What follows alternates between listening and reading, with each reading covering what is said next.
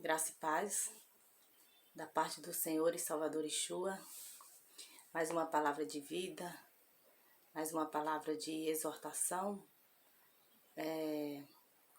para que possamos nos fortalecer ainda mais. Então, que essa mensagem encontre morada, seja edificadora, para a glória do Criador, em nome de Yeshua, amém? Hoje eu vou falar a respeito de assuntos que vai ficar bem abordado, bem claro, no que diz respeito ao mundo que vivemos hoje, e como que podemos entender se estamos andando no caminho. Como que podemos ter a certeza absoluta, em conformidade à palavra do Senhor, entendimento da palavra do Senhor, que estamos no caminho. Porque palavras anteriores aí no canal, tem vídeos que eu estou falando do caminho. Os 2 vídeos anteriores falei sobre os predestinados, a predestinação. Então fala do caminho. O caminho é Yeshua, o caminho ele é a palavra, ele é a verdade, ele é o pão da vida e o caminho a seguir. Então, como entender se ele foi gerado em nós? Como entender se estamos crescendo na graça e no conhecimento? Garanto para vocês que os conhecimentos dados aqui no canal são conhecimentos de alguém que está na graça, vivendo esse tempo consciente, com a mente renovada, e ainda cresço na graça e no conhecimento porque é um aprendizado diário. O caminho de Yeshua é repleto de conhecimentos que nos exortam, que nos santifica, que nos fortalece, nos estrutura e nos mantém nesse fortalecimento, nessa estrutura, na rocha que é Ele. Sem desejo algum de olhar para trás, sem nenhum tipo de arrependimento, pelo contrário. Arrependimento sim, quando se olha lá para trás e vem a lembrança do tempo de escuridão, do tempo de trevas, do tempo de absoluto engano e de um contexto, estar inserido a um contexto do mundo danoso que leva à perdição, que leva à poluição do templo, morada, que somos nós, que deve ser santificado. Por quê? Porque a consciência nos remete à nossa responsabilidade. Quanto mais conhecimento, vem a responsabilidade. E quanto mais conhecimento, vem a certeza de que estamos no caminho certo a seguir, felizes e com a responsabilidade de levar esse conhecimento, amém? E para dar início, vou falar de uma palavra onde o próprio Yeshua, aqui em Lucas 6, vou ler o versos 37 e 39. Porque Yeshua aqui, ele está, no capítulo 6 todo, se vocês lerem, ele está fazendo exortações. Ele vai falar a respeito do sábado, inicia falando do sábado, aí ele aqui vai falar a escolha dos 12, bênçãos e ais. A partir do versos 26 vai falar o amor aos inimigos. E aqui onde eu vou abordar hoje, vai falar sobre o julgamento ao próximo. E é muito interessante iniciar assim, por quê? Porque o Senhor, como o segundo maior mandamento, Ele pede-nos que amemos o nosso próximo como nós mesmos. E para amar pessoas, precisamos nos amar primeiro. Precisamos conhecer-nos. E quando nós nos conhecemos, quando a gente entende o propósito do Senhor, quando a gente entende a palavra dEle, quando o predestinado é finalmente aliado ao caminho, então ele tem esse amor sim, ele vê as coisas de um modo diferente, ele é conduzido no mundo de modo diferente, porque ele se assemelha ao Mestre, não em querer glória para si, mas naquilo que ele nos instrui. Ao obedecê-lo, estamos semelhantes a ele na questão da obediência. Então, eu vou iniciar Lucas 6, a partir do 37. Eu vou ler o 37 e o 39, que diz: Não julguem, e vocês não serão julgados. Não condenem, e não serão condenados. Perdoem, e serão perdoados. Dei, e lhes será dado uma boa medida, calcada, sacudida e transbordante. Será dada a vocês, pois a medida que usarem também será usada para medir vocês. Jesus fez também a seguinte comparação: Pode um cego guiar outro cego? Não cairão os dois no buraco? O discípulo não está acima do seu mestre, mas todo aquele que for bem preparado será como o seu mestre. De uma forma simples de colocar a compreensão aqui esse julgamento é um julgamento aleatório, que não deve ser feito. É um julgamento sem base, é um julgamento de maldade, são os prejulgos, se antecipar antes de conhecer o fato ocorrido, ser uma pessoa precipitada, ser uma pessoa inconstante, de não ter firmeza no que diz, ou seja, não se aplica aos semelhantes a Yeshua, não se aplica aos que estão ao caminho, porque os que estão ao caminho têm consciência das palavras que diz que não há nada escondido para que não seja para vir ser revelado. Se vocês vão julgar os anjos, é uma advertência também que o Evangelho faz, como que não estão preparados para julgar causas menores entre si, isso quando se trata de irmandade, de pessoas que vivem agrupados.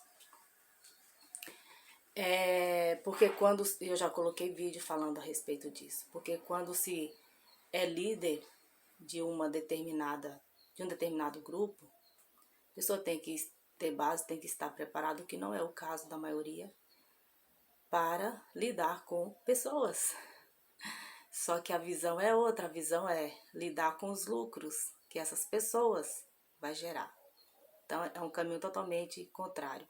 E eu vou ler depois, segundo a Pedro, capítulo 2 e capítulo 3, não na íntegra. Se der para ler na íntegra, ótimo, porque a palavra por si só vai falar e confirmar tudo que eu estou falando aqui para vocês. Então, o julgamento aqui é esse tipo de julgamento que não deve ser feito, né? Por causa que o foco dos evangelhos para o renovado, para aqueles que estão verdadeiramente seguindo a fé cristã, o foco é levar pessoas a serem lapidadas, transformadas, mas pela palavra do Senhor, serem santificadas pela palavra do Senhor, que nos capacita a tudo isso. Logo então, entenderemos a importância, o significado do perdão, o significado do não ser precipitado na fala, nos prejulgos, mas sempre quando se trata de pessoas, agir com justiça nos lábios, com verdade, de acordo com a instrução bíblica. E no verso 39, está falando aqui a respeito do cego. O cego, e a palavra precisa ser entendida espiritualmente no que se refere ao tratamento a pessoas. E o tratamento a pessoas, quando está muito envolvido a questão religiosa, é um perigo constante. E um perigo eminente à morte, à destruição, a adultérios, a tantas coisas que destrói o corpo. e ao destruir o corpo, geralmente, vai causar um dano aí a demais pessoas. Tratando-se de relacionamento como casamento, outras pessoas vão sofrer as consequências. Então aqui diz, Jesus fez também a seguinte comparação. Pode um cego guiar outro cego? Não cairão os dois no buraco? O discípulo não está acima do seu mestre. Quando as pessoas se colocam acima, está na condição de cego. E o que não falta aí são mensagens no canal, onde eu falo de Estevão, falo do apóstolo Paulo, do testemunho do Cristo ressuscitado, através da vida desses homens, João. Então o que não falta são palavras que colocam o Salvador acima, porque tudo foi possível graças à revelação dele aqui na terra, a vinda dele, o sacrifício dele e o retorno dele quando ressuscitado. É tudo graças ao Criador que tornou tudo isso possível. Então ele está acima, sempre estará acima. E por mais que diga aqui, mas todo aquele que for bem preparado será como seu mestre. A comparação é de que assemelha-se ao mestre porque estão seguindo as suas orientações. Estão sendo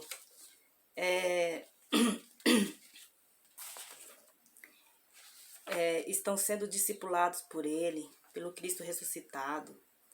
O Espírito que capacita-nos a sermos ministrados pelo Espírito, a compreender a palavra de modo espiritual. Então nós nos assemelhamos a ele na comparação da obediência, na comparação do que falamos, do que verbalizamos. No que diz respeito à palavra do Senhor, isso é tão sério, gente, que trará condenação depois.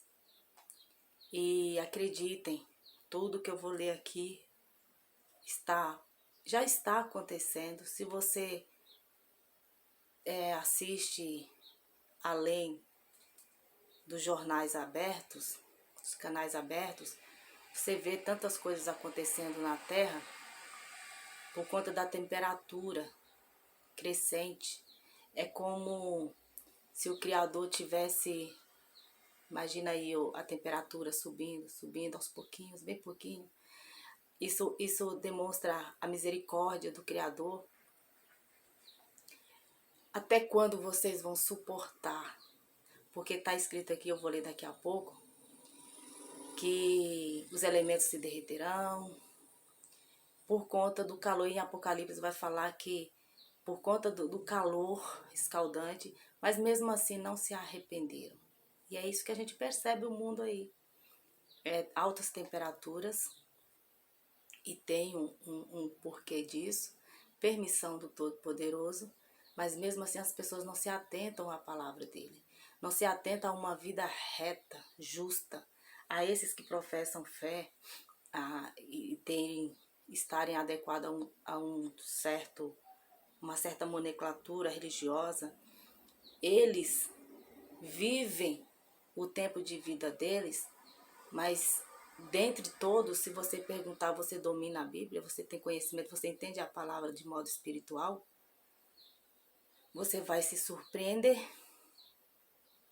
porque fazer parte de uma determinada nomenclatura religiosa não te classifica como cristão. O que te classifica de acordo com o que diz os evangelhos como cristão é dominar a palavra, é ter domínio, é estar com ela na mente, no coração, para que você verbalize e você contribua desta maneira, levando conhecimento a outros. E que esse conhecimento seja o testemunho em tua vida para que você demonstre os frutos. Daí se percebe quem é e quem não é. Segundo a Pedro, eu vou ler o capítulo todo. Acho interessante fazer isso. Então que o Espírito Santo vai falando com vocês e vocês vejam a iminência do perigo que muitos estão vivendo, a falta de responsabilidade daqueles que se dizem ser, mas que não são, mas que estão apropriando de uma liderança que a eles não foi autorizada pelo Todo-Poderoso. Isso é grave porque são cegos, como eu li lá em Lucas, cegos guiando cegos. E o risco é que ambos caiam no buraco. Mas esse não será o seu caso. Espero que, através da sua vida, outras pessoas se atentam a essas mensagens, amém? Então eu vou ler, tá? Os falsos mestres e a sua destruição. Segundo a Pedro, capítulo 2. No passado, surgiram falsos profetas no meio do povo, como também surgirão entre vocês falsos mestres. Estes introduzirão secretamente heresias destruidoras, chegando a negar o soberano que os resgatou. Tá vendo? Já foram resgatados das trevas. A eles foi dado uma orientação para seguir o caminho, trazendo sobre si mesmos repentina destruição.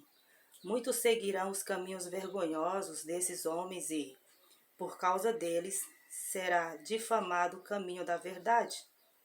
Por causa deles, se atente a esses pontos e depois você medite, será difamado o caminho da verdade. É o que nós vemos. Em sua cobiça, tais mestres os explorarão com histórias que inventaram. Gente, como isso é sério, é contra isso que eu tenho lutado. Há muito tempo a sua condenação paira sobre eles, e a sua destruição não tarda. Pois Deus não poupou os anjos que pecaram, mas os lançou no inferno, prendendo-os em abismos tenebrosos, a fim de serem reservados para o juízo.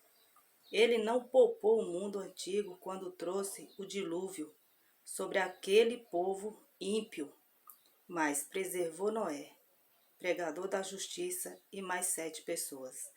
Também condenou as cidades de Sodoma e Gomorra, reduzindo-as a cinzas, tornando-as exemplo do que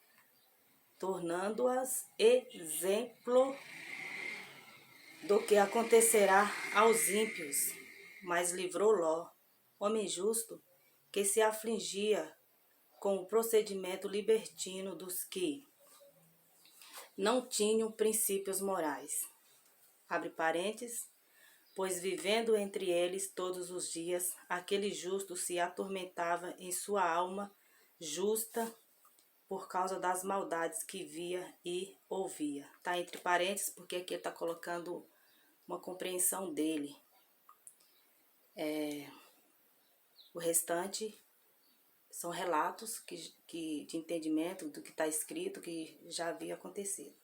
E palavras de entendimento de coisas que acontecem e estão por acontecer. Vemos, portanto, que o Senhor sabe livrar os piedosos da provação e manter em castigo os ímpios.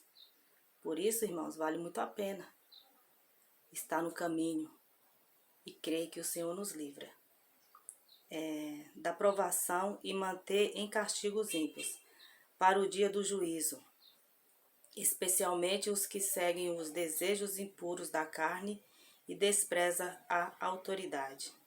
Insolentes e arrogantes, tais homens não têm medo de difamar os seres celestiais. Contudo, nem os anjos, embora sendo maiores em força e poder, fazem acusações injuriosas contra aqueles seres na presença do Senhor.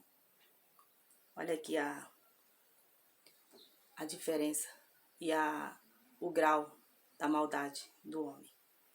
Mas eles difamam o que desconhecem e são como criaturas irracionais, guiadas pelo instinto, nascidos para serem capturadas e destruídas. Não está dentro aqui do assunto, mas não tem como falar. Questão dos predestinados. Olha aqui a situação desses. Porque a palavra do Senhor fala que ele faz vasos de honra e vasos de desonra. E aqui, ó, nascidos para serem capturadas e destruídas, serão corrompidos pela sua própria corrupção. Eles receberão retribuição pela injustiça que causaram. Consideram prazer entregar-se à devassidão em plena luz do dia. São nódoas e manchas, regalando-se em seus prazeres, quando participam das festas de vocês, tendo os olhos cheios de adultério, nunca param de pecar, iludem os instáveis e têm o coração exercitado na ganância. E tem, aqui já falou de cobiça, já falou de ganância. Então, pessoas que você percebe que são assim, essas pessoas são irredutíveis, elas não vão não vão se revelar um predestinado. Elas vão continuar no caminho ímpio delas, porque o foco delas é ganhar, sobreganhar. Mas imagina o número de pessoas, gente, que estão sendo retiradas do caminho por conta desses lobos.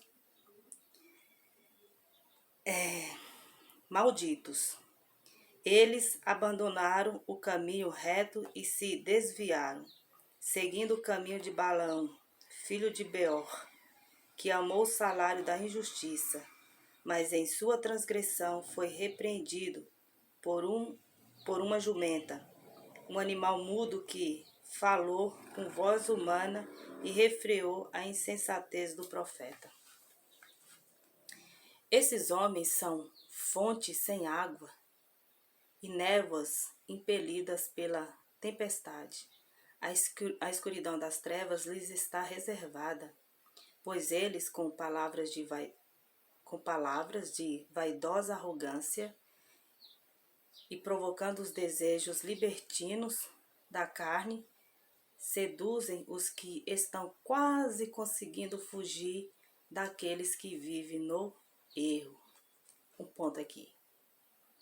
Aqui, basicamente, são os crentes, os católicos, que não têm prazer na palavra do Senhor. Porque, mesmo estando nesses ambientes, tem pessoas que leem a Bíblia, são tão amorosas que não conseguem se desvencilhar, mas que para si já foram moldadas pelo Espírito. Tem uma vida de retidão e temor ao Senhor. Então, não se pode colocar todo mundo aí no mesmo pacote, por conta da religião. Eu nunca fiz isso nem farei. O que eu coloco sempre aqui é o que diz a palavra do Senhor, as verdades bíblicas que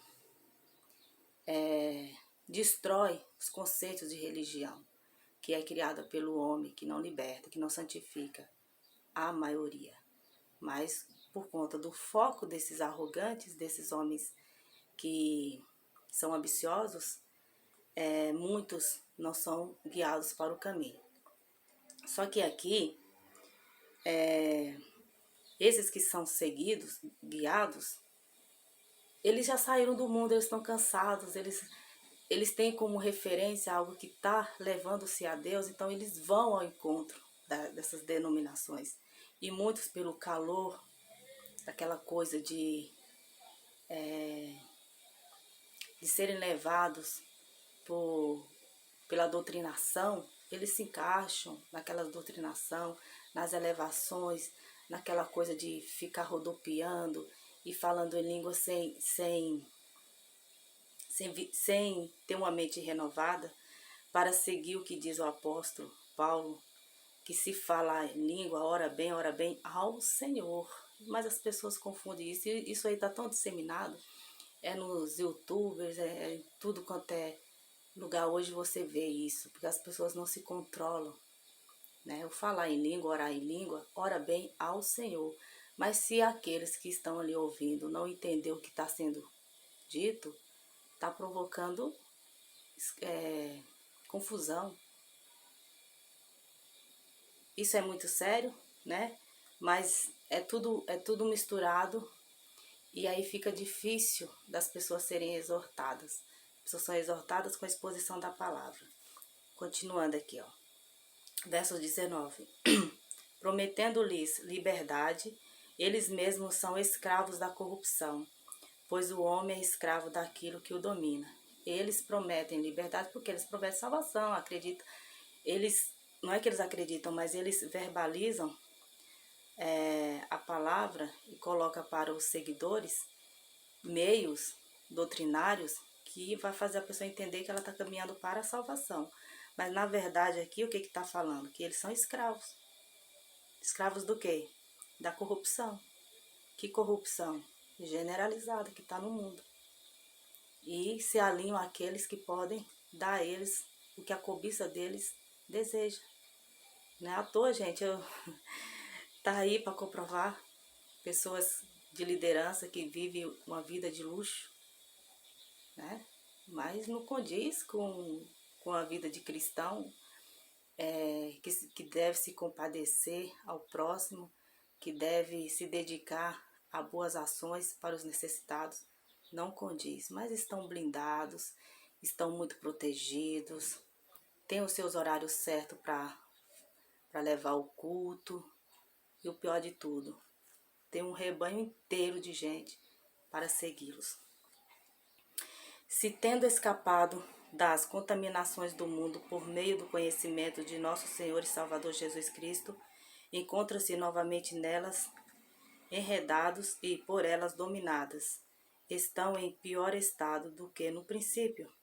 Teria sido melhor que não tivesse conhecido o caminho da justiça, do que, depois de o terem conhecido, voltarem as costas para o santo mandamento que lhes foi transmitido. Confirma-se neles que é verdadeiro o provérbio, abre aspas, o cão volta ao seu vômito, fecha aspas, e ainda, abre aspas, a porca lavada volta e revolve-se na lama, fecha aspas. Eu li muito rápido, então por isso eu vou explicar, mas eu acredito que vocês entenderam. No caso desses, que não são zelosos e não são renovados na mente para fazer o ide de graça, levar com amor as águas, as pessoas, basicamente essas pessoas, elas vivem no constante erro que é comparado a um cachorro que come ali os restos, comida estragada, vomita e vai e come aquele vômito. No caso da porca, lava a porca, deixa ela limpinha, bonitinha, aí ela volta para a lama, se envolve na lama e fica toda lameada. Ou seja, é a situação desses, infelizmente. Mas tem créditos. Eu não sou perseguidora de crente, de evangélico, de católico, porque eu não coloco todo mundo no mesmo pacote. Eu não sou e jamais serei perseguidora de seja o que quer que seja. O foco aqui é levar a mensagem, a palavra do Criador, que é o único caminho, o foco para que sejamos libertos, para que tenhamos uma orientação correta do caminho e permanecemos nele, dando frutos, porque caso contrário, se chuva vier ou se nós descansarmos, quando chegarmos lá com a nossa própria autojustificação ou justificação por segundo de questão de terceiros, de doutrinação, seremos desprezados eternamente, por conta da falta de desejo de meditar na palavra do Criador, que é o caminho a seguir, a palavra do Senhor e o Espírito ministrando em nós. Ou seja, o bem usado a nosso favor, né? Agora eu vou ler o 3. O 3, vocês se atentem bem à leitura, ó. Amados, esta é agora a segunda carta que lhes escrevo. Em ambos quero despertar com estas lembranças a sua mente sincera para que vocês se recordem das palavras proferidas no passado pelos santos profetas e do mandamento de nosso Senhor e Salvador que os apóstolos de vocês lhes ensinaram. Capítulo 1 está falando dos falsos, do caminho a não seguir, a observar para ficar longe, a se manter longe, seja quem for, se é alguém que é muito amigável, mas você percebe que se enquadra segundo a Pedro 2, fuja, porque é enganador. Mas aqui já é os conselhos de vida ao qual devemos seguir.